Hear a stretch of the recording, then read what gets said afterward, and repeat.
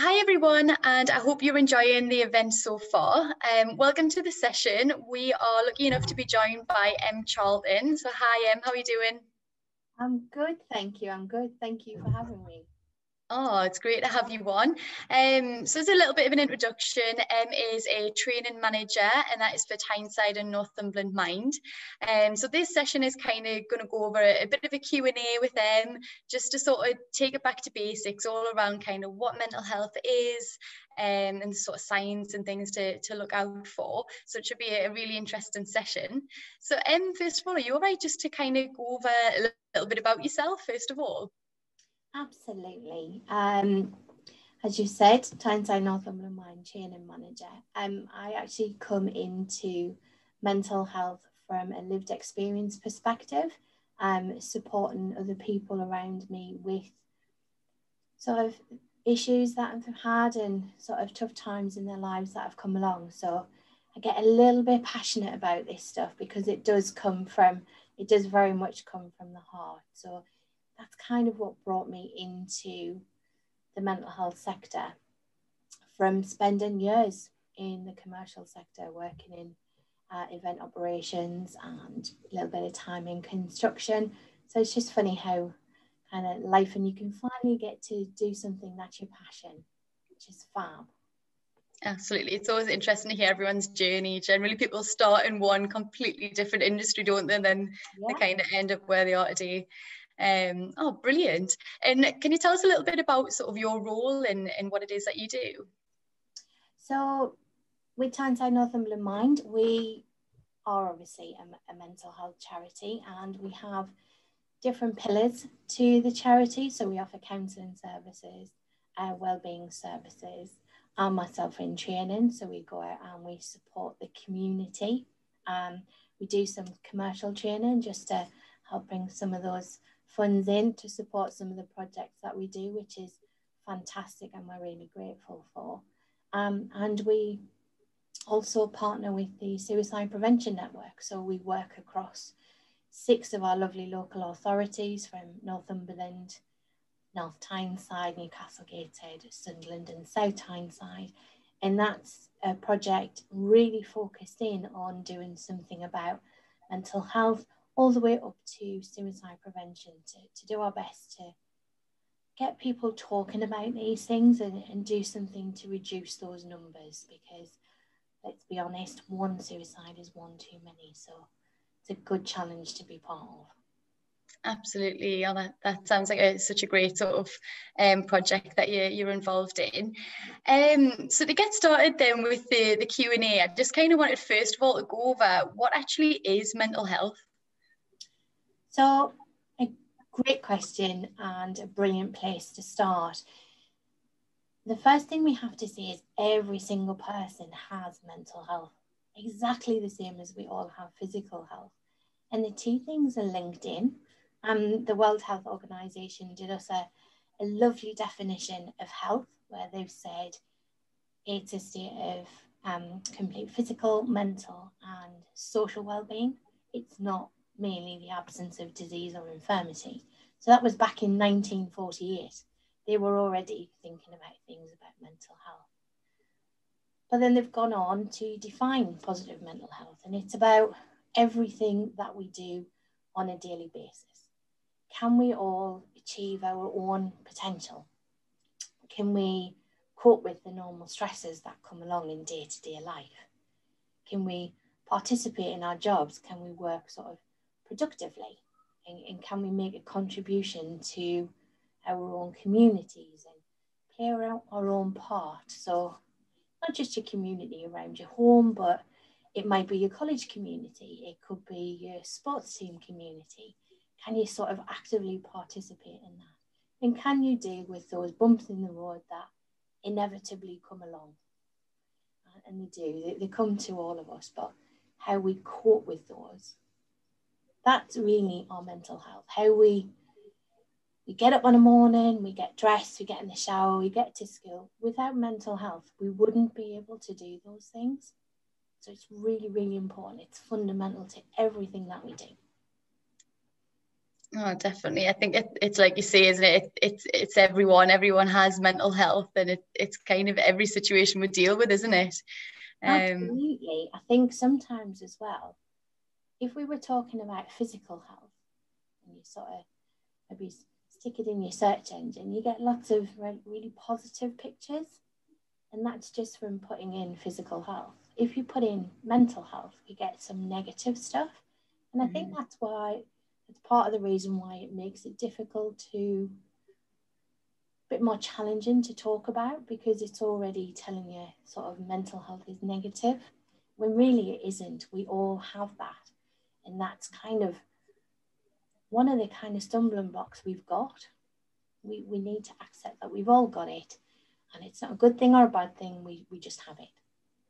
Definitely. And I think a big part of that is kind of educating everyone, isn't it? Sort of the sessions like we're doing today, kind of getting the awareness out there, and making people kind of realise that it's normal, isn't it? And it's good to talk about it, and everyone goes through it.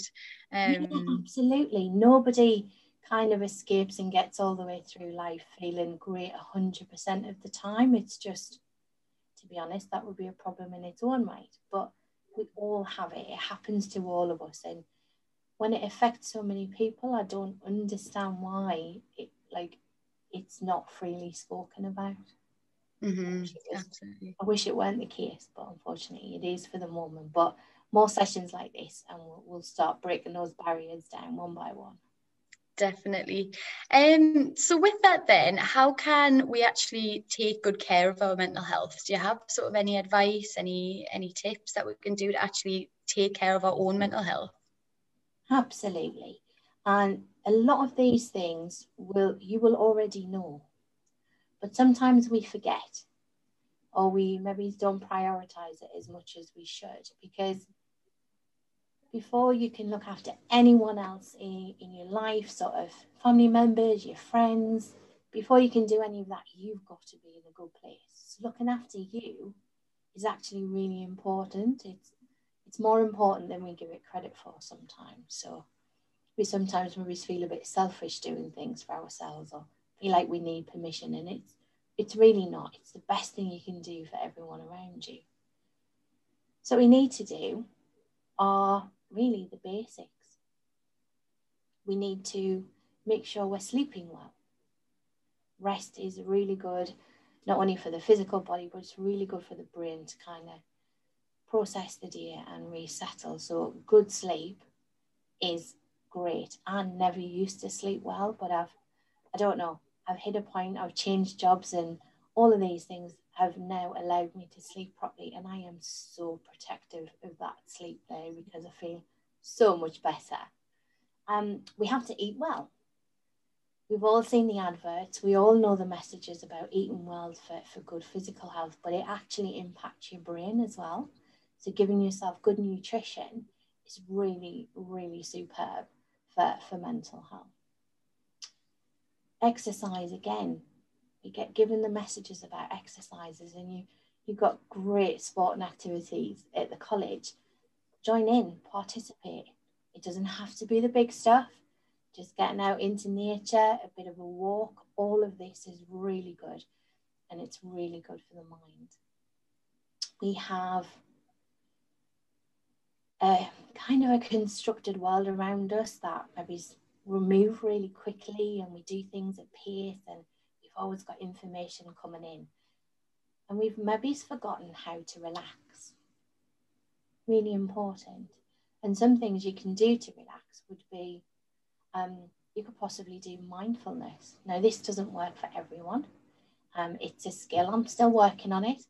I'm probably one of the worst offenders, but mindfulness is great. It's just about being in the moment.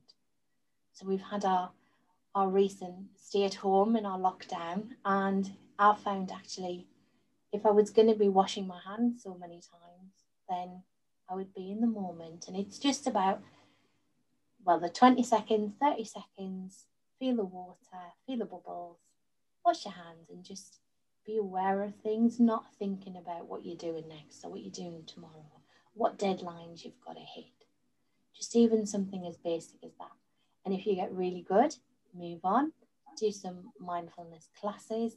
there are sessions online, there are so many mental health apps. The NHS have some really good ones. There was a funded piece of work called the 5 Ways to Wellbeing, and that encouraged us to do 5 things. The first thing is to connect. We need to connect with people. We do really well looking after our mental health when we connect.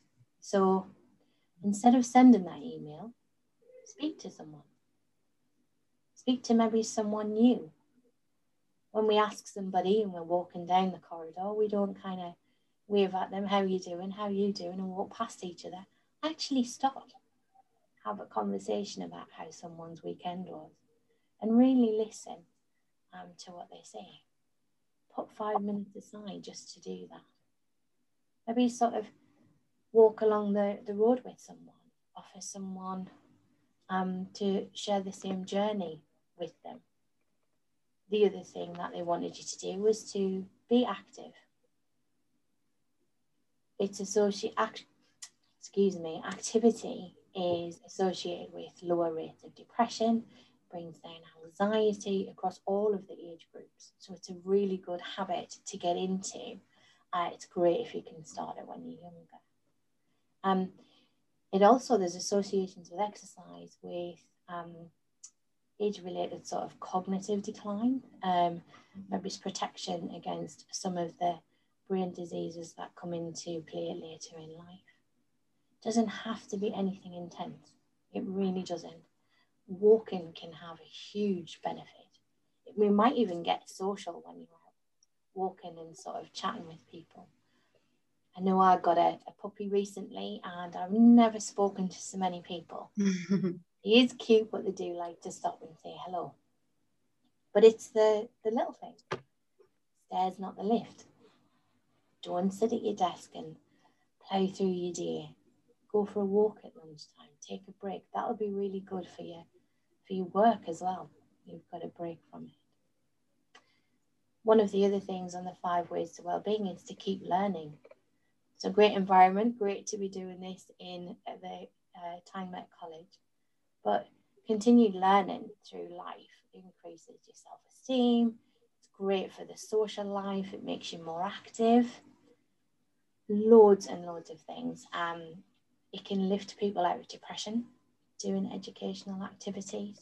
Setting goals is really good for someone as well. The 4th one would be to help others or to give. So participation in social activities, things going on in your community has brought loads of attention to wellbeing. We're really starting to realise kind of how important it is. And those who have an interest in helping other people actually really rate themselves much happier in life in general. And taking notice of things is the final one.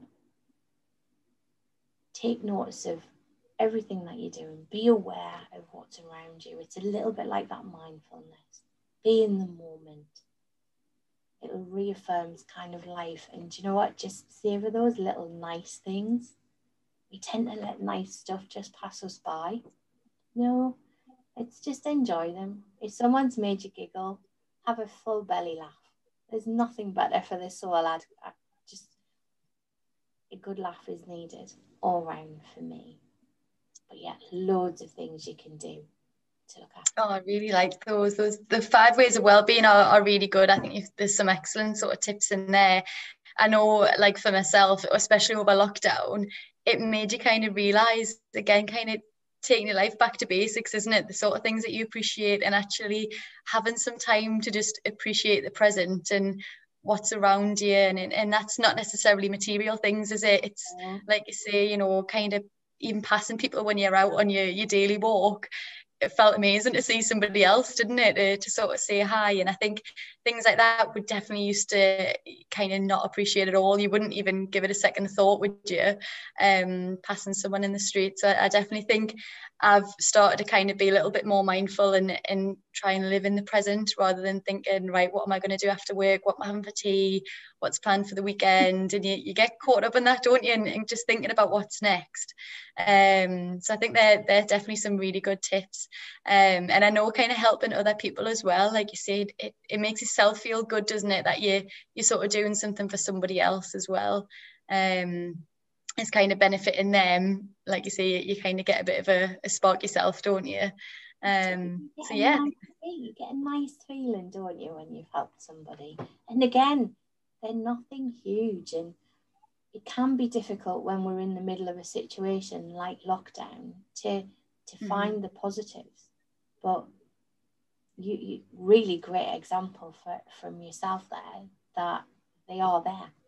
We might just have to look a little bit harder for them. Yeah, absolutely.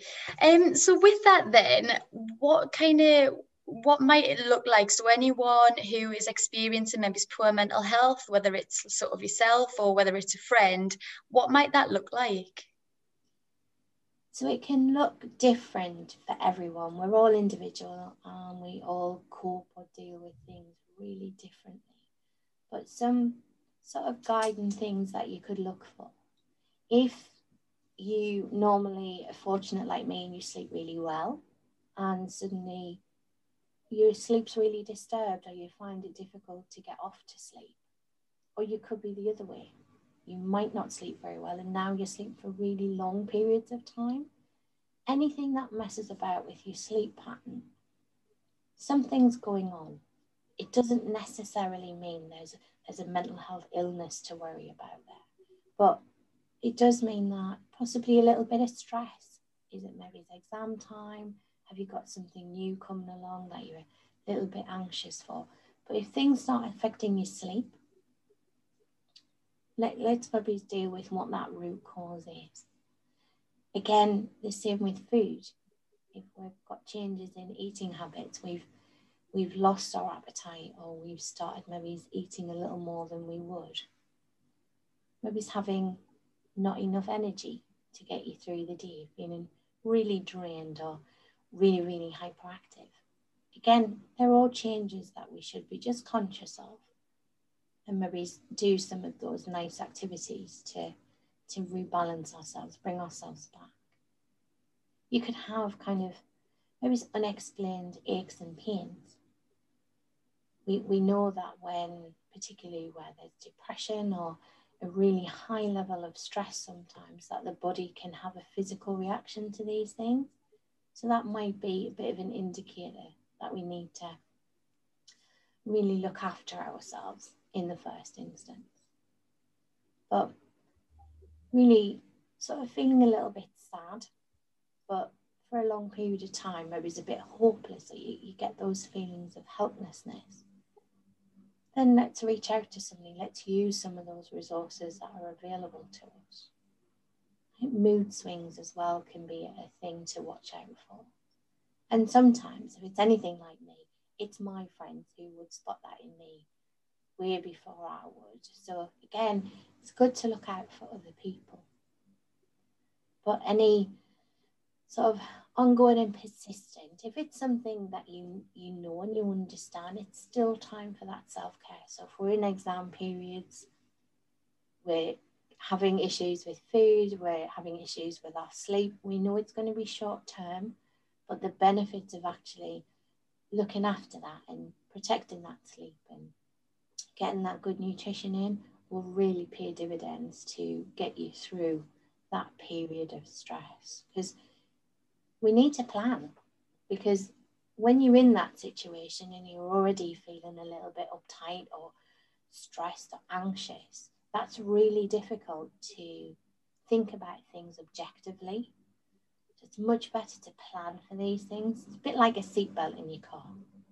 You put it on all of the time, but you really need it in an emergency. So think about these things in the good times. So if you've got exams, you're maybe going up to university, you are moving, any of those things, let's plan for them. Think about the things that make you smile. Have them in reserve. Who are the good people around you that you can turn to in those real kind of tough moments that'll help you pick up and look at something objectively for you, maybe just give you a different viewpoint. If we've planned about these things and we've thought about them in advance, when we need them, they're there on hand without us having to think about things, because that can be a big ask of yourself to think about stuff when you're in those tough times. So yeah, those would be some of the key ones I think I would look out for. Yeah, I think they're really good. It's kind of identifying it yourself, isn't it? Or in someone else is really important. And I think that's sometimes hard, isn't it? To even allow yourself to accept that actually something probably isn't right. Or like you're saying, preparing for if you do sort of experience it. I really like that, the seatbelt. You would always put your seatbelt on, wouldn't you? And you know, you don't expect anything to happen, but if it does, you kind of, you know where you are, don't you? So I really like that. The final question actually is what should you do if you're kind of worried? So if there's anybody listening today who's thinking, actually, I am a little bit worried, what would you sort of recommend that they do? I'm going to say, if you're watching this, you're really fortunate because you're at Tyneside College, and I've had a look at some of the resources that you've got on hand. So you've got some really good people here. You have your counsellors at college. You have mental health ambassadors. You've got your personal progression coaches. All of these people you can turn to for guidance and support. And it's not just about academic stuff. It's not just about your course. It's about anything. They're there for you. They're concerned about you as a person. But if you want to look outside of the college environment, or you're not staying in the halls of residence, you can start with your GP. Have conversations with your GP, because they're a great source. You have the NHS website. That again, if you were worried about something, great place to start looking and try and get some of those handy hints and tips. You could turn to one of the charities. Clearly, I'd like you to come to Tyneside Northumberland Mind if you needed any help, but we would always be there. And even if it wasn't something we could help with, we might know an organisation who can. But there's so much information out there on the internet now. We've got great sites coming up. We've got Kooth that hopefully people are aware of now, KOOTH. That's got magazines, it's got discussion boards, it's got a live chat. You can even create your own journal there. So many people who I've spoken to recently have started journaling. It seems to be a great activity for people. You've got websites like Samaritans, they have got loads of information. You've got our own website if you were worried about anything. There's loads of information in there. But please definitely speak up to any of the staff, any of those mental health ambassadors that you've got in the college. If there's anything going on for you in there, even if you're just feeling a bit stressed and you feel like you want to have maybe a little bit of a rant, then do it. Please do. It's far better to say something than kind of feel you've got to battle on and struggle on and keep it to yourself, because it's really not good for you. And let's face it, you're kind of our key concern. Definitely. Oh, thank you very much for that. That's really useful. And obviously, just to kind of reiterate your point there, kind of about the college. Obviously, any current students who are listening, any students who are thinking of coming to us in September, you are, really encouraged to reach out. And if there is anything, like you say, that you're worried about, or just something that you kind of want to get off your chest, I think, reach out to any of those people. We've got sort of student services online today. All of the curriculum staff and things are on. Like, please do, reach out, and we'll be more than happy to kind of point you in the right direction and see how we can help. But thank you very much, Em. That's been really helpful, and it's a really great conversation, I think, to have, just to talk about mental health and kind of what it is, and kind of spread awareness, isn't it?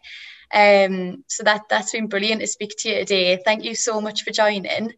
And I hope everyone listening sort of found that useful.